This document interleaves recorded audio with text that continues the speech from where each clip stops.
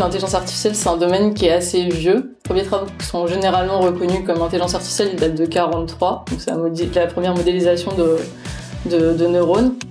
Ensuite, il y a quelque chose qui est assez important pour le domaine, c'est en 1950, Alan Turing qui a sorti un papier où il expliquait les concepts donc, de machine learning, d'algorithmes génétiques. Il a proposé aussi le test de Turing, les débuts, dans ce papier.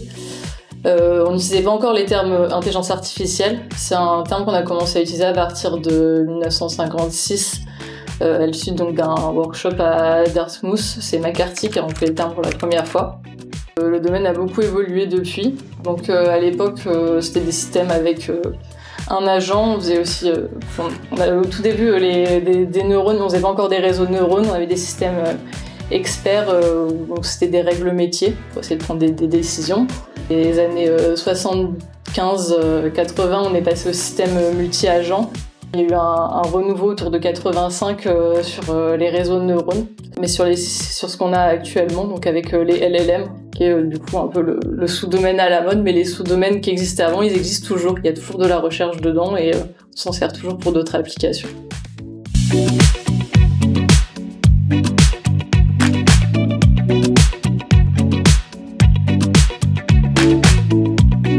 Donc leur atout majeur par rapport aux autres types d'IA qui existaient avant, c'est la barrière à l'entrée. Comme on a des réponses en langage naturel, comme écrit par un humain, c'est très facile de comprendre, c'est assez facile de s'en servir aussi, ce qui fait que du coup le grand public s'en est saisi et on a trouvé peut-être plus d'applications, plus de gens se sont posé la question.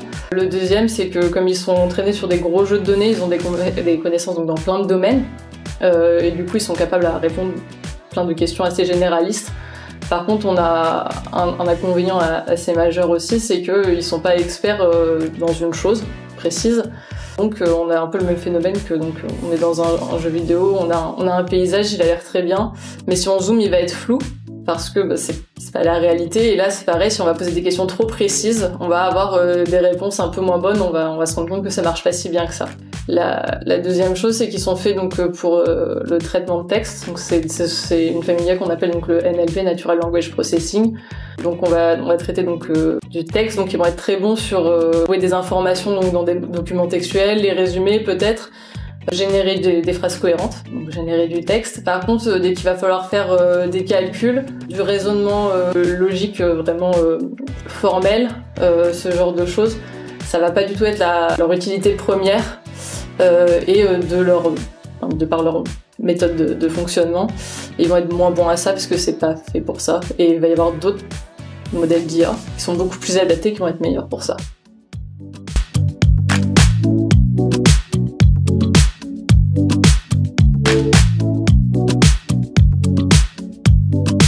Alors il y a plusieurs biais. Évidemment, sinon ce serait trop facile. Le premier qui est le plus évident, c'est les données d'entraînement. Le problème de ces modèles, c'est qu'il y a des quantités de données d'entraînement qui sont tellement immenses que c'est pas possible en fait de les vérifier une à une. On peut pas juste embaucher des gens pour tout vérifier à la main, ce serait beaucoup trop long. C'est juste, en fait, c'est pas envisageable. Il y a trop de données. Du coup, on sait pas forcément très bien ce qu'il y a dedans exactement. On peut mettre en place quand même des filtres, des sortes de moyens de modération automatique. Les résultats montrent que c'est pas assez. Faut savoir que la plupart des modèles qui sont accessibles au grand public, c'est des versions qui sont déjà censurées d'une certaine façon, où on a rajouté un filtre par-dessus pour pas que ça sorte certains contenus qui pourraient être dangereux ou problématiques.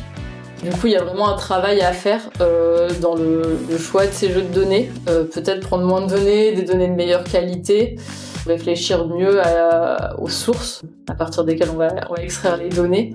Il y a aussi une approche qui permet de résoudre une bonne partie des problèmes, qui est l'approche open source. On va mettre à disposition du public, on va dire quelles données on a utilisées pour l'entraînement, ce qui n'est pas le cas des modèles fermés, donc comme les modèles OpenAI par exemple. On ne sait pas sur quelles données ils ont été entraînés, c'est un problème. Vu que s'il y a des biais présents dans les données, on va les retrouver dans les réponses du modèle. Un autre problème de biais qu'on a, c'est que ces modèles, ils vont du coup produire des réponses qui sont statistiquement les plus probables à partir des données d'entraînement. Ce qui veut dire que les réponses qu'ils vont donner vont être les plus probables, mais pas forcément les meilleures. Du coup, on peut avoir un peu un phénomène de chambre d'écho, où on va juste avoir beaucoup de fois la même réponse. Ça peut aussi, du coup, favoriser une seule voix sur des sujets où les choses sont pas blanches ou noires. Et du coup, invisibiliser pas forcément des opinions, mais certaines approches à certains sujets, notamment. Et au final, on va avoir une réponse très lisse, qui est la moyenne. Ça veut pas dire que c'est la meilleure, ça veut pas dire que c'est la pire. Mais c'est pas forcément quelque chose de qualité, vu qu'on va du coup perdre beaucoup de richesse, point de vue diversité des idées, ce genre de choses.